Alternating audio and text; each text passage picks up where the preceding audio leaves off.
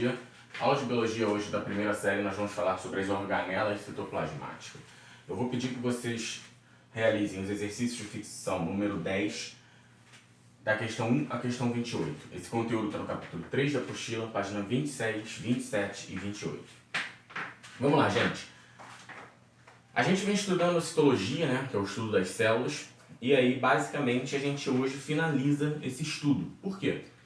Porque a gente já viu o transporte da membrana, já vimos como a membrana é constituída para que ela realize seu transporte, já vimos também quais são os seus envoltórios, né, que vão auxiliar na comunicação entre uma célula e outra, tá? Não se confundir nisso. Já vimos toda a morfologia e a fisiologia da célula. O que nos resta para finalizar é a gente falar um pouco sobre as organelas que nós encontramos na célula. Como a gente debateu até agora, né, a gente viu que células podem ser procarióticas ou eucarióticas. E as células eucarióticas, elas por serem mais complexas, elas necessitam de estruturas, né, no caso as organelas, que vão ter funções específicas para que possam estar exercendo, né, essa funcionalidade, né, da célula, para que ela mantenha o bom funcionamento da célula no nosso corpo. E aí, gente, a gente encontra várias organelas dentro de uma célula, né? A gente se generaliza, né? Quando a gente fala dessas estruturas, a gente chama tudo de organela celular. Porém, algumas delas, né, não são organelas, porém a gente as considera no nosso estudo para facilitar o entender, né? Ficar mais compreensível. E obviamente, gente, que nós não vamos ver todas as organelas, todas as estruturas que nós encontramos dentro de uma célula, porque isso requer muito tempo e também é um tempo que não é bem utilizado, já que não é cobrado não são cobradas todas as organelas no vestibular, por exemplo. O que nós precisamos saber são as organelas mais básicas, as organelas que estão ligadas às funcionalidades que nós vamos estudar durante todo o ensino médio, durante todo o nosso currículo, tá? E aí eu vou começar explicando para vocês uma a uma, tá? E já vou deixar aqui um detalhe, tá? A primeira e a segunda não são organelas, são estruturas da célula, tá? Porém são tão importantes quanto. Vamos lá. A gente não vai falar de membrana, porque membrana a gente já falou bastante, parede celular também. E aí agora nós vamos falar sobre o citoplasma. O que é o citoplasma? Citoplasma é um material fluido que fica localizado dentro da membrana plasmática.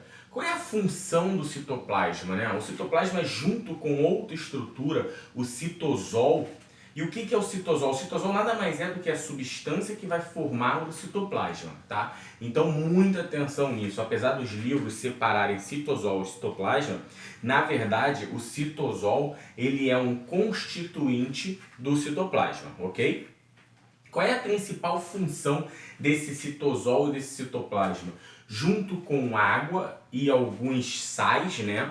Eles vão auxiliar na polarização e despolarização da célula, ou seja, eles vão auxiliar em vários processos como contração muscular, como impulso nervoso, sinapse, enfim, várias funções, várias funcionalidades da célula vão estar ligadas diretamente ao citosol e ao citoplasma. Muita gente acha que essas duas estruturas são, digamos, inúteis na célula, mas só que não, elas têm a sua importância e sem elas, nada que ocorre ali dentro da célula, nenhuma outra função exercida por nenhuma outra organela seria possível. Justamente porque esse material fluido, né, esse aspecto de fluidez que o citosol e o citoplasma proporciona, é o que faz com que todas as funções realizadas pelas outras organelas consigam ter sucesso, beleza? Então vamos lá para as organelas de fato. Primeiro, organelas ribossomos, né? A gente viu que os ribossomos eles são encontrados tanto em células procarióticas como eucarióticas. E aí, gente, a gente está aqui para falar da função, da principal função, né? Ou das principais, se for o caso. Qual é a principal função do ribossomo? Sintetizar RNA. E se ele tem a função de sintetizar RNA, obviamente ele também tem a função de sintetizar proteína, tá? Então, bem simples, ribossomos têm a principal função de sintetizar RNA e, consecutivamente, proteínas, tá? Aí nós vamos para outra estrutura, o retículo endoplasmático. Só que o retículo endoplasmático ele pode ser rugoso ou liso. Professor, então eu só vou ter uma célula ou rugoso ou liso? Não. Todas as células eucarióticas vão ter tanto o retículo endoplasmático rugoso como o retículo endoplasmático liso. Tá? A diferença é que cada um deles vai ter uma função específica. O rugoso tem esse nome justamente porque o retículo vai estar associado a ribossomos. Tá? Então o retículo endoplasmático rugoso, ele tem esse nome porque ele tem um aspecto de rugosidade por estar associado a ribossomos. E aí vamos pensar, se ele está associado a ribossomos, ele tem alguma função ali de proteica, né? Obviamente. Então a principal função do retículo endoplasmático rugoso é sintetizar também proteína, com auxílio dos ribossomos que estão associados a ele, ok? Já o retículo endoplasmático liso, o nome já diz, não está associado aos ribossomos. Simplesmente ele não está associado a nada. Ele é apenas o retículo. E aí a gente chama de retículo endoplasmático liso. E qual a sua função? Não é sintetizar proteína como seu irmão rugoso. A sua principal função é sintetizar lipídio, ou seja, gordura, tá? Mais especificamente fosfolipídio. Beleza? Depois a gente vai para o complexo de Golgi, né? O que a gente escuta falar aí durante todo o ensino fundamental, e aí quando a gente chega aqui no ensino médio a gente vê que é uma coisa tão simples. O complexo de Golgi, ou complexo golgiense, né? Como algumas pessoas preferem dizer, tem a função de secretar substâncias líquidas. Que substâncias são essas? Substâncias que vão ser utilizadas pela célula, tá? São dezenas delas, não cabe a gente falar, e também de eliminar essas secreções para fora da célula. Então, ao mesmo tempo que ele tem a função de produzir, secretar essas substâncias, eles também têm a função de auxiliar na excreção externa da célula de substâncias líquidas, ok? Outra organela tão interessante quanto são os lisossomos. Lisossomos. Qual é a função dos lisossomos? Os lisossomos são organelas exclusivas das células animais e eles têm uma função de defesa do organismo, ou seja, defesa da célula, defesa intracelular. Como assim? Eles são organelas que vão digerir, tá, substâncias necessárias para a célula e também digerir invasores da célula, ou seja, são organelas que vão funcionar como uma digestão intracelular, né, para a célula, ou digerindo, né, atacando corpos estranhos que invadam a célula. É uma organela ao mesmo tempo de, digamos, nutrição, podemos dizer assim, mas também de defesa da célula, beleza? Então, ele realiza a digestão intracelular de substâncias que venham a entrar na célula, ok?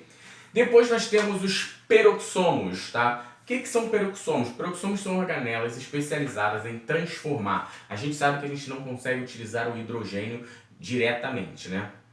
Então, os peroxônios eles são responsáveis em transformar o hidrogênio em oxigênio e posteriormente em água. Para que serve isso, professor? Isso está ligado ao metabolismo energético que nós vamos ver no próximo capítulo, tá? Mas agora vocês precisam saber que os peroxônios são responsáveis em transformar hidrogênio em oxigênio e posteriormente em água. Isso é muito importante para o metabolismo energético, tá? E já que a gente falou de metabolismo energético, as duas últimas organelas estão ligadas a esse metabolismo. Primeiro, os cloroplastos, né? São células metabólitas produtoras de energia dos seres vegetais, né? Eles são responsáveis em produzir clorofila, auxiliar na fotossíntese, produzir energia para o vegetal. E no ser humano não existem cloroplastos, mas existem mitocôndrias. E qual é a principal função da mitocôndria? Produzir energia, produzir ATP, adenosina trifosfato, tá? Metabolismo energético, fazer a respiração celular. Quando a mitocôndria faz a respiração celular, ela produz energia. E qual é a molécula de energia? ATP, adenosina trifosfato. Beleza? E é aí na mitocôndria que os peroxômenos vão auxiliar nesse metabolismo energético. Ok? Então, gente, obviamente que mitocôndrias, a gente foi bem básico, a gente falou faz o metabolismo energético, faz a respiração celular, produz ATP, produz adenosina trifosfato. É basicamente isso?